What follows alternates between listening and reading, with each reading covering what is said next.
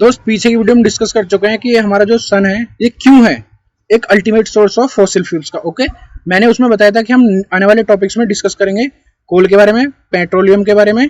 Okay, तो हम सबसे पहला टॉपिक आता है कोल। कोल होता क्या है?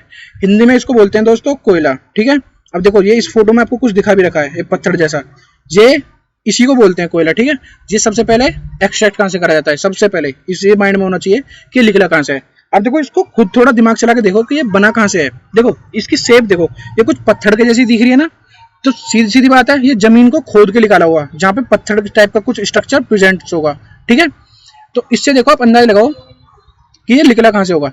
तो देखो जिस पोर्शन से निकलता है उनको बोलते हैं कोल माइंस। हिंदी में बताता हूँ इसको, देखो डीप कोल माइंस। ठीक है, इसका मतलब है ये कोयले की सुरंगें होती हैं, कुछ खदान वगैरह। ठीक है, तो वहां से इसको खोद के निकाला जाता है। और ये जो है ना थोड़ा डीप होता है, ऐसे नहीं कि मतलब जमीन के 1 फुट के नीचे निकल गया, ये काफी ज्यादा डीप, मतलब समझ गए ना, डेप्थ के अंदर खोद के निकाला जाएगा। अब देखो सबसे पहले कोल की डेफिनेशन भी पूछ ली जाती है, व्हाट इज कोल। इसको ध्यान से देखो, coal is a complex mixture. Okay, complex mixture है of compounds carbon, hydrogen and oxygen. ये 3 सब्सटेंस हैं, इनके नाम याद रखना। एंड सम फ्री कार्बन, समझ गए, कुछ फ्री कंसेंट्रेशन में कार्बन होगा और ये कार्बन, हाइड्रोजन, ऑक्सीजन का मिक्सचर एक दूसरे में लिंक्ड होगा।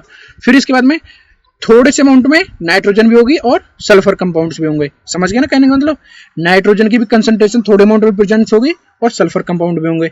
लेकिन फ्री कार्बन जो होगा वो भी अलग मिलेगा, लेकिन ये जो कॉम्प्लेक्स मिक्सचर बना हुआ मिलेगा वो किस पोर्शन का होगा? Carbon, hydrogen, oxygen. समझ चुके हो इस पॉइंट को।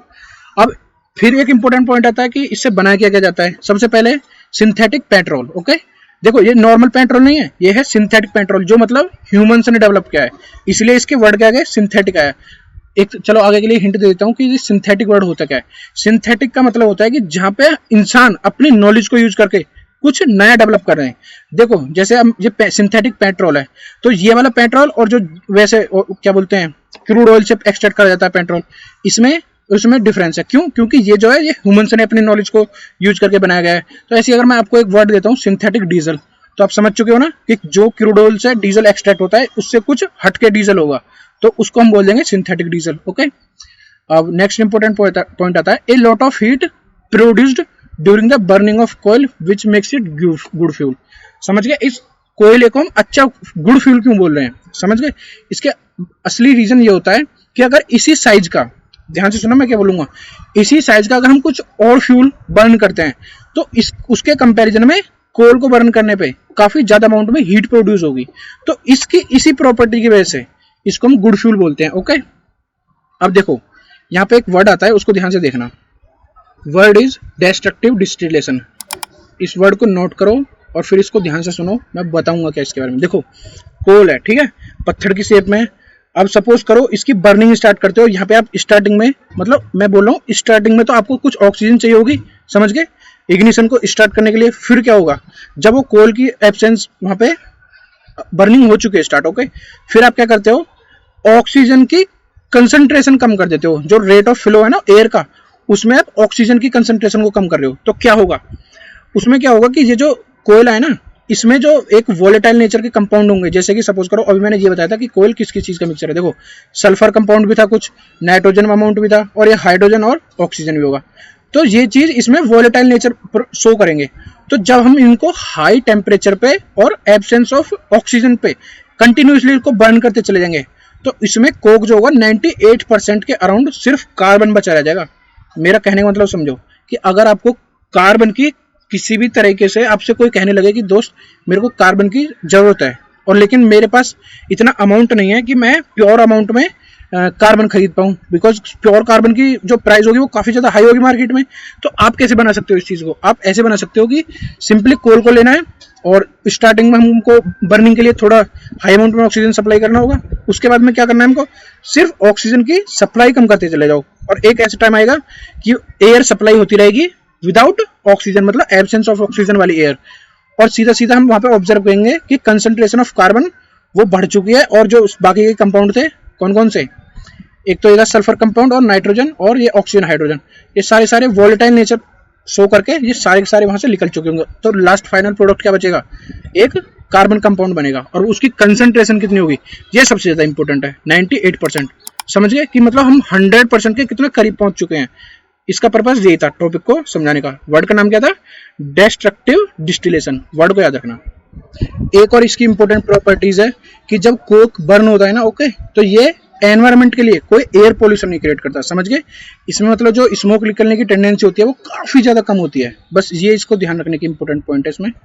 नेक्स्ट पॉइंट आता है इसमें कि ये जो कोल हमने निकाल लिया है, ओके, जमीन से, अब इसका यूज कहाँ कहाँ पे करना है, ओके, ये इंपॉर्टेंट पॉइंट है, काफी ज्यादा पूछ लिया जाता है क्वेश्चंस में कभी कभी, तो ध्यान से सुनो। देखो, एक तो मैंने बता दिया कि बर्निंग से हम हीटिंग पर्पज को अपना कंप्लीट कर सकते हैं। देखो, coal is used as a fuel for heating purposes in home and in industries. समझ गए, घर में भी यूज कर सकते हैं हीटिंग पर्पज के लिए और इंडस्ट्रीज में भी यूज होता है। समझ गए।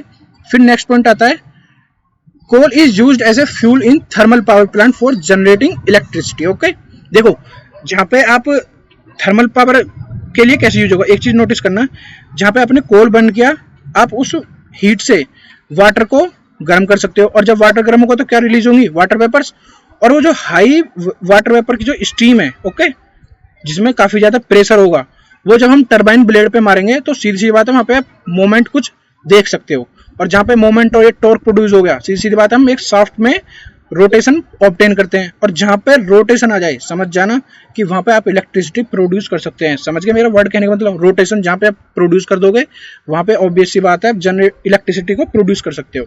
इंपॉर्टेंट पॉइंट है। इसमें थर्ड पॉइंट आता है कि coal is used to make coke. ठीक है, मतलब जो कोल हमने एक पत्थर की फॉर्म में ऑब्टेन किया ग्राउंड से, तो आप उससे कोयला भी बना सकते हो। ओके, फिर then coke is then used as a reducing agent in the extraction of metal. अब देखो, रिड्यूसिंग एजेंट के तरह यूज करा जाता है एक्सट्रैक्शन ऑफ मेटल। इसका आप समझ चुके हो कि जब हमने किसी मेटल को अर्थ से एक्सट्रैक्ट कर लिया है तो उसके अंदर एक कोयला जो है बनाया हमने, कोल से कोयला बनाया है, तो उससे हम रिड्यूसिंग एजेंट की तरह वहां पे एक अपना काम निकाल सकते हैं। फिर फोर्थ पॉइंट इंपॉर्टेंट आता है, coal is used in manufacturing of fuel gases like coal gas. Okay, अब देखो ये तीन वर्ड आएंगे, इनको ध्यान से सुनना। सबसे पहला आता है कोल गैस, और फिर आता है सिंथेटिक। सिंथेटिक वर्ड का मैं मीनिंग डिस्क्राइब कर चुका हूँ कि जिसमें हम अपनी नॉलेज को यूज करके कोई भी नया प्रोडक्ट डेवलप करते हैं। सिंथेटिक है पेट्रोल, उससे सिंथेटिक पेट्रोल अभी बन रहा था, मैंने अभी पीछे बताया था डिस्कशन में। और फिर नेचुरल गैस जो है सिंथेटिक वाली, वो भी हम उसमें बना रहे हैं। समझ गए, कोल का यूज क्या है। ये 5 पॉइंट है, इनको याद कर लेना, और जिससे कि पेपर में पूछे जाए तो आप इजिली डिस्क्राइब कर पाओ। नेक्स्ट टॉपिक आता है डिस्कशन का पेट्रोलियम। ओके, सबसे पहले पेट्रोलियम को वर्ड को तोड़ो। देखो, पेट्रो प्लस ओलियम। देखो, पेट्रोलियम में और पेट्रोलियम इन दोनों वर्ड का कुछ कुछ मीनिंग होता है। देखो, पेट्रा का मीनिंग होता है रॉक, और ओलियम का मतलब ऑयल, मतलब कुछ पत्थरों के आसपास का कुछ ऑयल है। इतना तो दिमाग में आ गया। फिर इसको वर्ड को मीनिंग से समझो। देखो, petroleum is dark colourless. Okay, मतलब कलर इसका थोड़ा डार्क होगा, dark coloured viscous and foul smelling crude oil. Okay, ये क्रूड ऑयल को ही बोलते हैं। समझिए, जो ये वाला आपको दिख रहा है ना डार्क कलर का है, देखो ये वाला पोर्शन। ओके, तो इसको हम बोलेंगे क्रूड ऑयल, और इसका पेट्रा प्लस ओलियम का मीनिंग मैं डिस्क्राइब कर चुका हूं। फिर आता है क्रूड ऑयल है क्या। Crude oil is a oil, petroleum is a complex mixture of several solids. समझ गए इसका कहने का मतलब, कुछ सॉलिड्स होंगे, कुछ लिक्विड पोर्शन होगा, और कुछ गैसेस फॉर्म में हाइड्रोकार्बन्स होंगे। गैसेस फॉर्म में हाइड्रोकार्बन्स का मतलब इथेन, मीथेन, प्रोपेन, ये इस टाइप की कुछ गैस वहां पे बनी होंगी जिसकी हेल्प से क्रूड ऑयल का फॉर्मेशन हुआ है। ओके, इंपॉर्टेंट पॉइंट है, नोट करना। मिक्स्ड विद वाटर, और इसमें कुछ अमाउंट में वाटर भी प्रेजेंस होगा, and salt and earth particles. समझ गए, अर्थ पार्टिकल्स होंगे, कुछ फॉर्म में साल्ट होगा और कुछ वाटर होगा, और गैसेस फॉर्म में कुछ हाइड्रोकार्बन्स होंगे, और कुछ सेवरल सॉलिड होंगे, और फिर लिक्विड भी होगा कुछ अलग टाइप का। तो इन सारे मिक्सचर को अगर हम एक जगह लाते हैं तो उसको बोलते हैं हम ये क्रूड ऑयल यहाँ पे फॉर्म हुआ है। इसमें नेक्स्ट पॉइंट आता है कि दस the crude oil petroleum is not a single chemical compound. अगर आपसे कोई बोलने लगे कि क्या क्रूड ऑयल एक सिंगल केमिकल कंपाउंड है, तो आपका आंसर होना चाहिए नो। समझ गए, not a single chemical compound. फिर इसमें नेक्स्ट क्वेश्चन अराइज होता है कि पेट्रोलियम जो है क्या वो पानी से हल्का होता है या भारी होता है। तो देखो, पेट्रोलियम जो है, मैं आपको बता देता हूं इसका आंसर। पेट्रोलियम हमेशा हल्का होगा और इनसॉल्युबल होगा। दो इंपॉर्टेंट बताए मैंने, एक तो हल्का होगा और एक इनसॉल्युबल होगा। इनसॉल्युबल मतलब होता है कि अगर हम पानी में इसको मिक्स करने का ट्राई करेंगे तो ये कभी भी अपना होमोजिनिटी लॉस नहीं करेगा, समझ गए? उसके अंदर मतलब मिक्स नहीं होगा, वो हमेशा इनमिक्सिबल होगा, मतलब उससे सेपरेट हो जाएगा वो थोड़ी देर बाद अपने आप ही, उसमें हमको कुछ भी प्रोसेस अप्लाई करने की जरूरत नहीं पड़ेगी। नेक्स्ट इसमें इंपॉर्टेंट पॉइंट है कि नेचुरल गैस वहां पे जो बन रही है वो कैसे बन रही है। देखो जहां पे पेट्रोलियम ऑयल नीचे है, ट्रैप्ड है, समझ गए, अर्थ के अंदर, उसके ऊपर कुछ स्पेस वाला पोर्शन होगा, तो उस स्पेस में जो गैस इंसर्टेड है जिस भी फॉर्म में, उस गैस को ही हम नेचुरल गैस बोलते हैं। इससे आप अपनी डेफिनेशन को भी आप आसानी से बना सकते हो। देखो नीचे कंडीशन में लिक्विड पेट्रोलियम भी हो सकता है, ओके, और उस वो रॉक के अंदर छुपा हुआ है, लेकिन वहां पे कुछ स्पेस भी तो क्रिएटेड है ना नेचुरली, तो उस गैस जो स्पेस है उसके अंदर जहाँ पे कुछ भी गैस पार्टिकल्स होंगे और वो गैस पार्टिकल्स ही एक नेचुरल गैस को फॉर्म कर रहे हैं। ये इसमें इंपॉर्टेंट पॉइंट है, नोट कर लेना, काफी इंपॉर्टेंट है। अब नेक्स्ट यहाँ पे प्रोसेस होती है कि भाई ये जो पेट्रोल है और नीचे हमने ये तो पता चल गया कि अंदर है, अब इनको हमारा क्या काम क्या होगा, इसको जमीन से निकालना होगा। अब देखो वहां पे दो चीज बताई मैंने, एक तो पेट्रोलियम लिक्विड फॉर्म में होगा और उसके आसपास रॉक्स के बीच में कुछ अमाउंट में गैस भी प्रेजेंस होगी। तो हम क्या करेंगे, हम ड्रिलिंग करेंगे। ड्रिलिंग का मतलब होता है जैसे ड्रिल से हम दीवार में छेद करते हैं ना, ऐसे एक बड़ी बड़ी ड्रिल बिट्स होती हैं जिसकी हेल्प से हम अर्थ में ड्रिल्स को होल करते हैं। उससे क्या होगा, हम जैसे करते चले जाएंगे, मतलब एक सिंपली हम छेद कर रहे हैं जमीन में काफी ज्यादा, मतलब उसके डायमीटर में। फिर हम क्या ऑब्जर्व करेंगे, जब हम करते गए वहां पे आपको वो जो पेट्रोलियम के रॉक्स है ना, हम वहां तक पहुंच गए, वहां पे लिक्विड पेट्रोलियम भी प्रेजेंस है। तो देखो जैसे हम वहां पे पहुंचेंगे, हम क्या ऑब्जर्व करेंगे कि वो गैस जो है वहां पे नेचुरल गैस, वो ऊपर आने का ट्राई करेगी। तो जब वो ऊपर आने का ट्राई करेगी, हम उसको गैस को कैप्चर कर लेंगे, बिकॉज वो भी हमारे लिए फ्यूल का, मैं बता चुका हूं कि वो जो गैस है हम उसको भी ऑब्टेन करने वाले हैं। जब गैस है तो सीधी सीधी बात है, हम पत्थर तक पहुंच चुके हैं, तो वहां पे हमको दूसरी चीज क्या मिलेगी, पेट्रोलियम, ओके। और इस पेट्रोलियम की हेल्प से तो हम क्या ऑब्टेन कर सकते हैं, देखो ध्यान से 3 वर्ड बता रहा हूं और आपकी नॉलेज के लिए भी सही रहेगा, पेट्रोल, डीजल और थर्ड चीज है केरोसिन। पेट्रोल तो वही जो आपकी गाड़ी उसमें बाइक में डलता है, डीजल वो जो बड़ी व्हीकल्स में डलता है, और ये केरोसिन होता है मिट्टी का तेल, हिंदी में बोलते हैं। ये घरों में ज्यादातर उसमें छोटे स्टोव वगैरह में यूज होता है, ओके, इसको ध्यान रखना, ठीक है। मैंने दोनों चीजों का यूज बता दिया है। देखो हमने क्या करा, ड्रिल से ड्रिलिंग करी अर्थ के अंदर, हम उस डेप्थ तक पहुंच चुके हैं जहां पे दोनों चीज मिलने वाली है हमको, ठीक है। जो स्पेस है वहां पे नेचुरल गैस है, हमने जैसे ही वो वहां तक पहुंचे, वो ऊपर की तरफ आने का ट्राई करेंगे, हम सीधी सीधी बात है उसको भी कैप्चर कर लेंगे।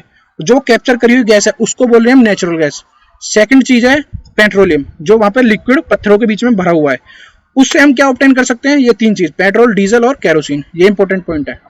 इसके बाद में एक नेक्स्ट बड़ा इंपॉर्टेंट क्वेश्चन है, ध्यान से सुनना, वो काफी बच्चे से पूछ लिया जाता है बोर्ड में भी, और कोई टीचर भी आपकी नॉलेज को चेक करने के लिए पूछ सकता है। देखो क्वेश्चन इज लाइक दैट कि क्या हम जो पेट्रोलियम एक्सट्रैक्ट किया है अर्थ के अंदर से, समझ गए, क्रूड ऑयल, क्या हम उसको फ्यूल की तरह यूज कर सकते हैं क्या? आंसर है नो, बिकॉज वो प्योर फॉर्म में नहीं है, हमको उसको प्योरिफिकेशन करना होता है।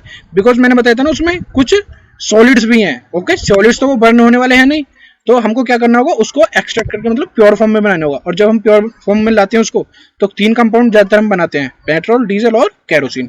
आंसर आई थिंक मिल चुका होगा आपको। नेक्स्ट एक वर्ड आता है एलपीजी, आपने सुना भी होगा। एलपीजी से आपको समझ में क्या आना चाहिए, देखो पहले इसकी फुल फॉर्म पता होनी चाहिए, लिक्विफाइड पेट्रोलियम गैस। ये लिक्विड फॉर्म नहीं है, ये है गैस, ओके। इसको जब हम हाई प्रेशर पे ले आएंगे तो ये कुछ लिक्विड फॉर्म में कन्वर्ट होगा। इसका मतलब समझ रहे हो ना? अब देखो कैसे ये बनेगा, कैसे, देखो ये पेट्रोलियम है, मतलब क्रूड ऑयल है। जब हम उसमें क्या बोलते हैं एक्सट्रैक्शन करेंगे, तो यहाँ पे हम क्या ऑब्जर्व करते हैं कि हम प्योर फॉर्म में पेट्रोल तो हमने एब्जॉर्ब कर लिया, ठीक है, हमको साथ साथ कुछ गैसियस फॉर्म में भी सब्सटेंस मिला। तो जो गैसियस फॉर्म में सब्सटेंस है ना, हम उसी को बोलते हैं एलपीजी। समझ चुके हो, अंदाजा करता हूँ। और जो वो पेट्रोल बना हुआ है वहां पे, तो वो तो आप जानते हो कि कहाँ पे यूज होता है, वो मोटर व्हीकल्स के अंदर यूज होता है, जस्ट लाइक मोटर बाइक और कार और स्कूटर्स, समझ गए, इन चीजों में। नेक्स्ट टॉपिक है पेट्रोलियम गैस का, ओके। पेट्रोल गैस जो अभी हमने डिस्कस करी है थोड़ा, कि एलपीजी, ओके। तो देखो इसमें सबसे पहले आपको कॉन्स्टिट्यूएंट का पता होना चाहिए कि ये जो मिक्सचर है ये किस किस केमिकल्स का मिक्सचर है। सबसे पहले इसमें मेजर कॉन्स्टिट्यूट क्या होते हैं और माइनर कॉन्स्टिट्यूट क्या होते हैं, उनको ध्यान से सुना।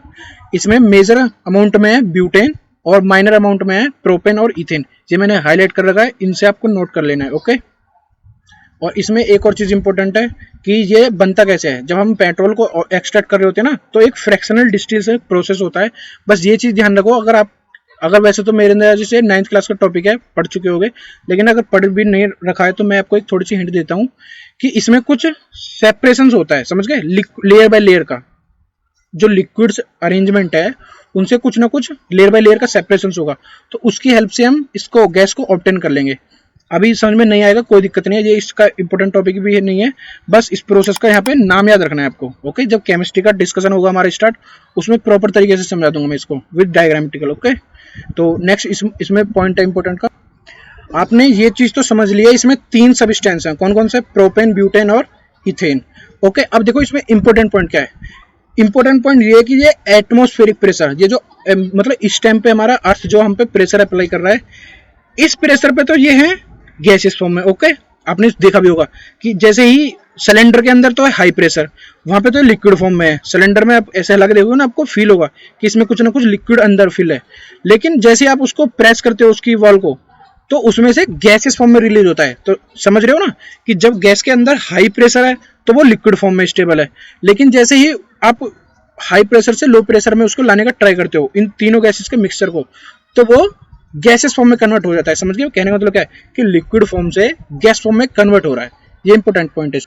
ये जो मैंने अभी तक आपको कुछ डिस्कशन किया है, इससे आप अपने आप एक साइंस स्टूडेंट की तरह थोड़ा कंसेप्ट बनाने का ट्राई करो। देखो, कोई गैसिस फॉर्म में गैस है, ओके, अगर आप उसको हाई प्रेशर की तरफ ले जाओगे ना, मतलब उसको कंप्रेस करोगे, प्रेशर अप्लाई करोगे, तो क्या ऑब्जर्व करोगे कि वो गैस फॉर्म से लिक्विड फॉर्म में कन्वर्ट हो रहा है।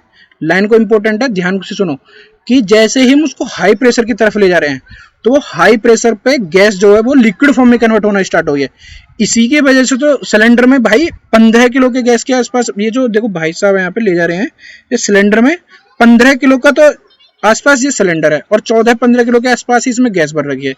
अंदाजा लगा रहे हो, गैस अगर 14-15 किलोग्राम गैस को अगर आप एटमॉस्फेयर में देखने लगो कितनी गैस होगी, आपका कम से कम बता रहा हूँ 10 या 15 घर भर जाएंगे इस गैस से।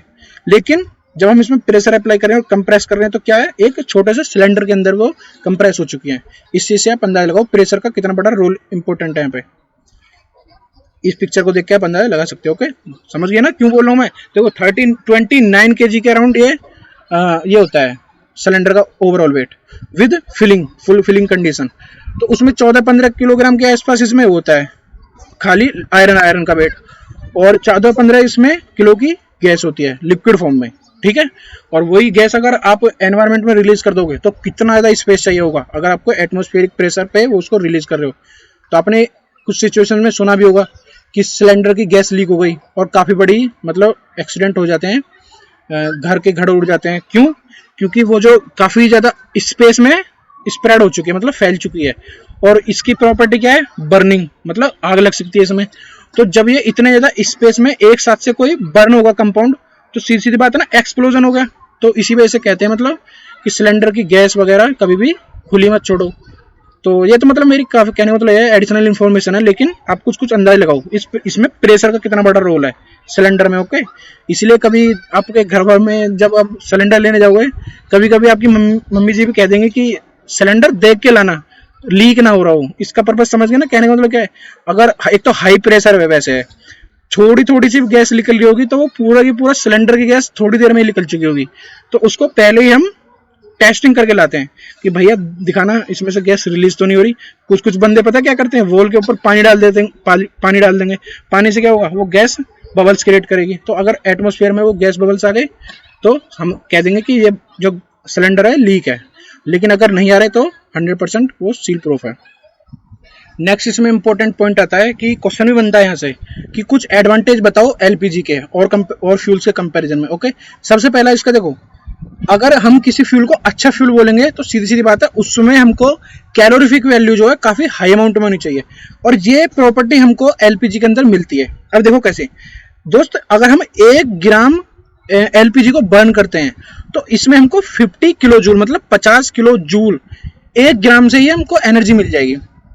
इसका कहने का मतलब क्या है, 1 ग्राम अगर आप फ्यूल को बर्न करते हो, कौन से को, एलपीजी को, तो हम 50 किलो जूल मतलब 50,000 जूल एनर्जी वहां से ऑब्टेन कर सकते हो। ठीक है, फर्स्ट इसमें इंपॉर्टेंट प्रॉपर्टी है। फिर दूसरी इसमें अच्छी बात क्या है कि ये धुआं नहीं देती गैस। कभी आपने सुना है कि जब गैस ऑन करते हैं तो कुछ स्मोक निकले वहां से, कभी नहीं कर सकता। ठीक है, और एयर पोल्यूशन सीधी सीधी बात है होगा ही नहीं अगर धुआं नहीं है। फिर आता है LPG does not produce any poisonous gases. जब धुआं ही नहीं है तो सीधी सीधी बात है पॉइजनस गैसेस का तो कोई मतलब ही नहीं बनता यहाँ पे, क्योंकि कुछ गैसेस ऐसी भी होती हैं, देखो मैं बाद में जब टाइम आएगा कुछ एग्जांपल्स दूंगा आने वाली वीडियोस में, कि वो बर्न हो रही हैं लेकिन दिख नहीं रही, ठीक है, मतलब धुआं हमको दिख नहीं रहा, लेकिन उसका जो फाइनल जो प्रोडक्ट है ना ऑक्सीजन के साथ बर्न होने में वो कुछ पॉइजनस सब्सटेंस में कन्वर्ट हो गया। और देखो मैं थोड़ी सी एक हिंट दे के जाता हूँ यहाँ पे पॉइजनस सब्सटेंस में, जहाँ पे कुछ नाइट्रोजन्स के कंपाउंड होंगे ना, वो हमेशा कुछ ना कुछ पॉइजनस से रिलेटेड प्रोड्यूस ही करेंगे। इस वर्ड को याद रखना, नाइट्रोजन और कुछ कुछ पॉइजनस होगा। फिर समझ गए ना कहने का मतलब क्या है, कि ये जो एलपीजी है ये कोई भी पॉइजनस गैस बर्न होने के बाद नहीं बन रहा है इसमें। LPG is easily to handle and convenient to store. समझ गए, सिलेंडर में आप इजीली उसको फिल कर सकते हैं हाई प्रेशर के साथ, और इजी टू हैंडल है, मतलब आप एक जगह से दूसरी जगह पे उसको आसानी से रख भी सकते हो। ऐसा नहीं है कि मतलब वो फट जाएगी एक साथ से, ऐसा कभी नहीं होगा। फिर 50 इसमें इंपॉर्टेंट पॉइंट है, LPG is very neat and clean domestic fuel. काफी ज्यादा साफ है, कहने का मतलब वही है कि एनवायरमेंट फ्रेंडली है, और ये कभी भी एनवायरमेंट को हार्म नहीं कर सकती गैस आफ्टर बर्निंग, ठीक है।